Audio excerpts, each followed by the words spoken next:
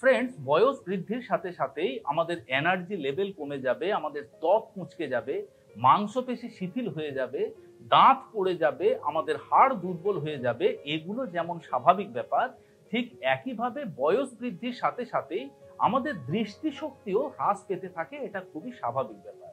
মানুষ মনে করেন যে বয়স বৃদ্ধির সাথে সাথেই চোখের জ্যোতি কমে যাবে, চোখের মধ্যে ছানি বা ক্যাটারেক্টের মতন সমস্যা হবে, ম্যাকিউলার ডিজেনারেশনের মতন সমস্যা হবে। এগুলো অবশ্যম্ভাবী।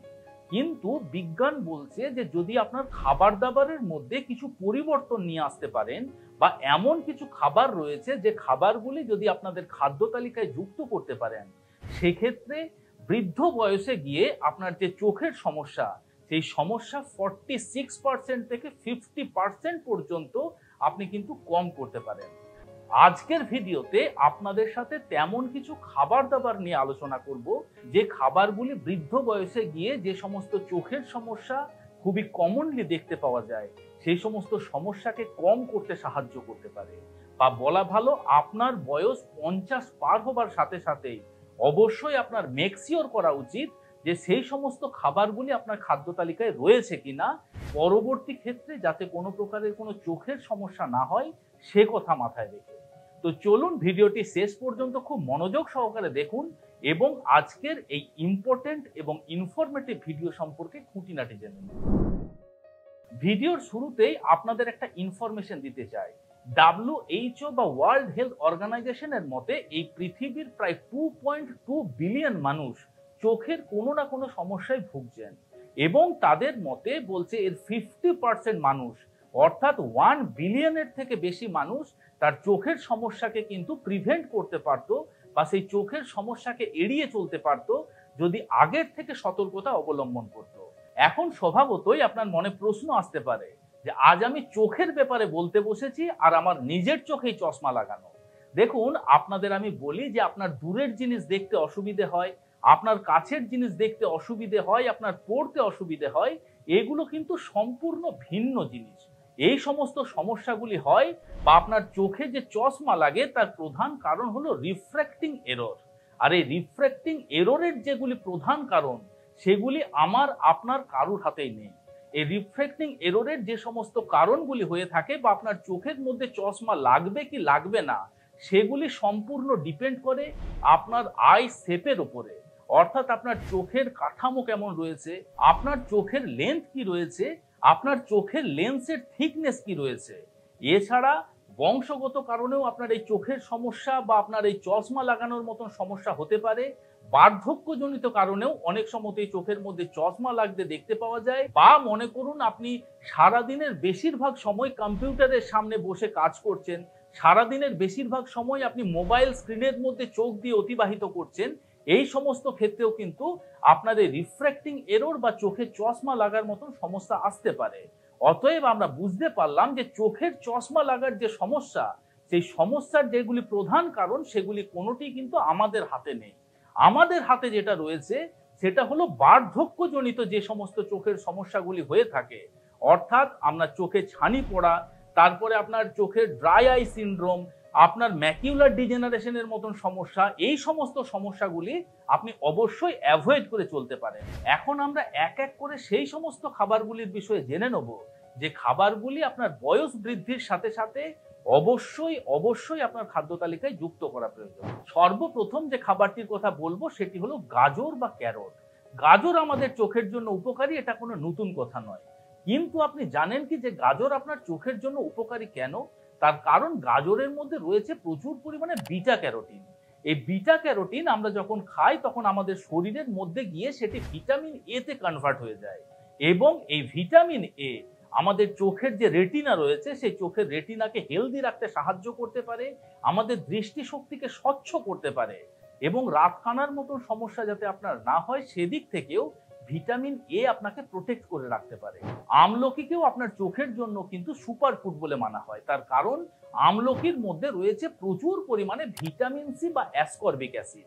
আপনি শুনলে হয়তো আশ্চর্য হয়ে যাবেন যে এই আমলকির মধ্যে কমলা লেবুর থেকেও প্রায় 20 গুণ বেশি ভিটামিন সি থাকে, এবং এই ভিটামিন সি আমাদের শরীরে অ্যান্টিঅক্সিডেন্টের মতন কাজ করে, এবং আমাদের চোখের লেন্সের মধ্যে, আমাদের অপটিক নার্ভের মধ্যে যাতে কোনো প্রকারের কোনো অক্সিডেটিভ ড্যামেজ না হয় সেদিক থেকে প্রোটেক্ট করে রাখতে সাহায্য করতে পারে।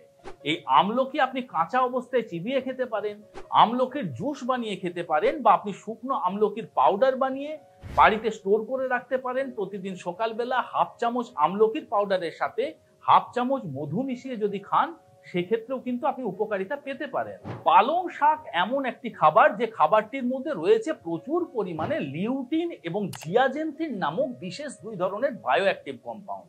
এই লিউটিন এবং জিয়াজেন্থিন কি করে, আমাদের চোখের মধ্যে যে রেটিনা রয়েছে সেই রেটিনার ফাংশনিংকে বেটার করতে সাহায্য করতে পারে, আপনার রেটিনাকে প্রোটেক্ট করে রাখতে সাহায্য করতে পারে।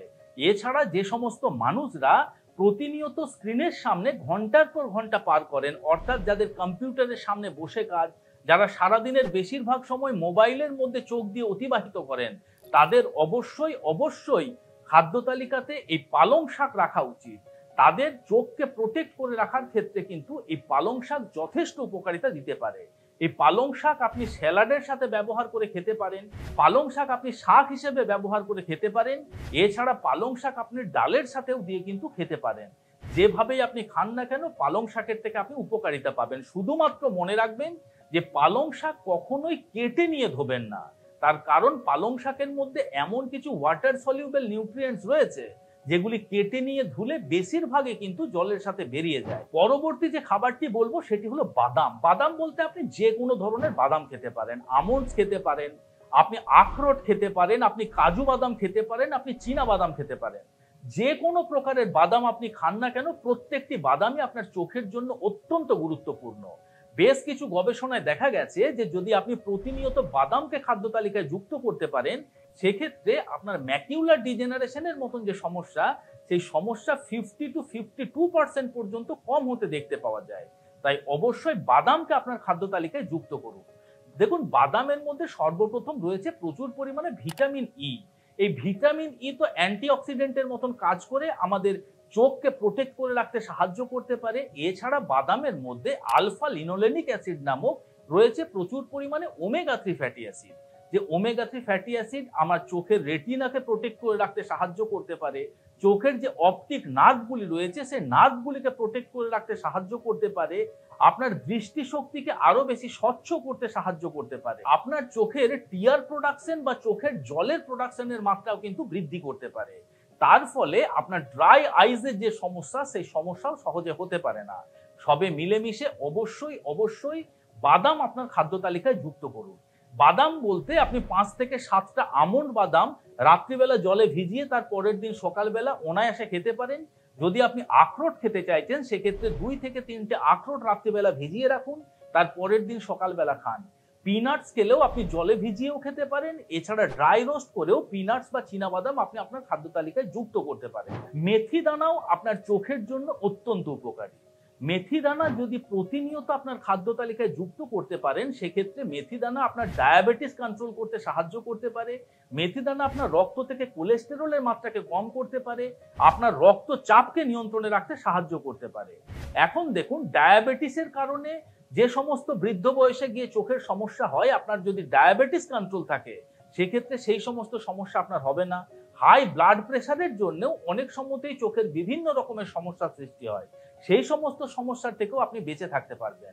এছাড়া মেথি দানার মধ্যে সেই সমস্ত নিউট্রিয়েন্টস বর্তমান রয়েছে যেগুলি আপনার চোখকে প্রোটেক্ট করে রাখতে সাহায্য করতে পারে।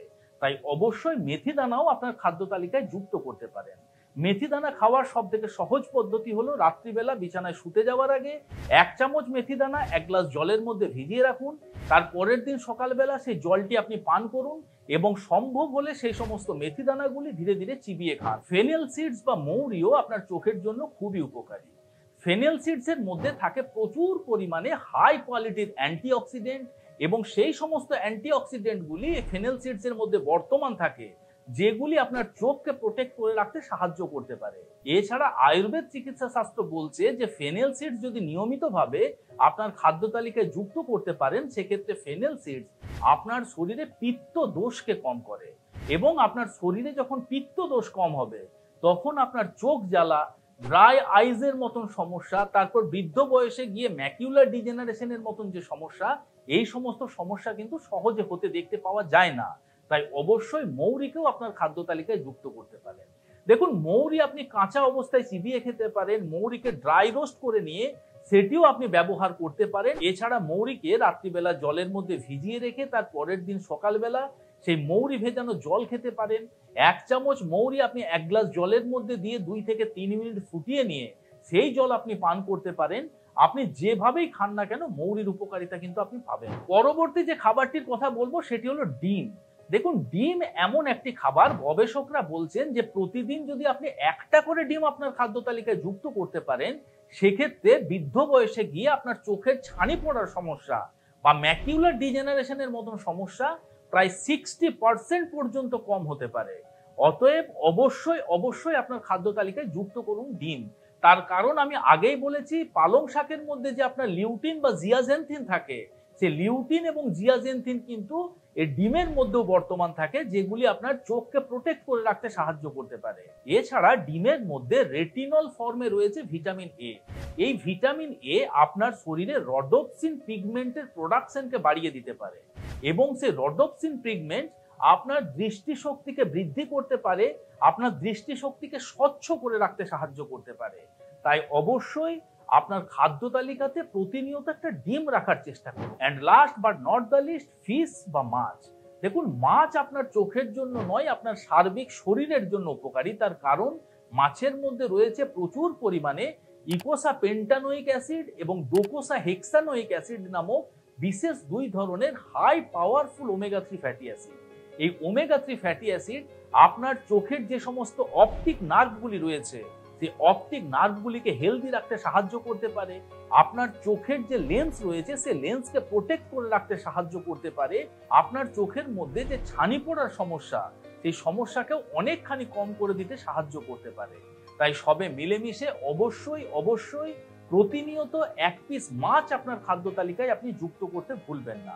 আজ যে খাবারগুলির কথা আপনাদের বললাম, সেই খাবারগুলি অবশ্যই নিয়মিতভাবে খাদ্য তালিকায় যুক্ত করুন এবং বৃদ্ধ বয়সে গিয়ে যে সমস্ত চোখের সমস্যা হয়, সেই সমস্যার থেকে বাঁচার চেষ্টা করুন। আশা করি আজকের এই ভিডিওটি আপনাদের ভালো লেগেছে, ইনফরমেটিভ লেগেছে।